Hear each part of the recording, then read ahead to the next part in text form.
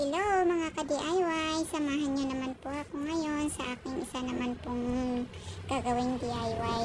Ayan. Gagawa po nga po pala ako ng paper envelope making ideas. Sa isang A4 size paper, ayan, ito po ang aking ginamit. Ayan.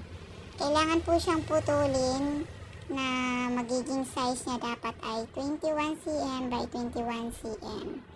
Ayan. After nun, ayan, tupiin siya bawat gilid, bawat side. Ayan. Ayan. Mabilis lang po siya. Pwede pong bond paper, pwedeng colored paper. Ayan. Ayan. Ayan, ganyan lang. Madali lang po siyang gawin para sa ating message envelope. Ayan. Perfect po ito ngayong Teacher's Month.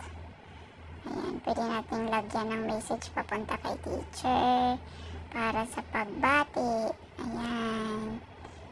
Ayan, malapit na siyang matapos, guys. Ayan. Ayan, ganun lang po siya kasimple. Simple lang siya. Madali lang siyang gawin. Ayan. And then, nilagay natin yung paper for message siya. Ayan, sulatan ng message. Ayan. Ayan na. Maliit na envelope. Thank you for watching. Paki-share po.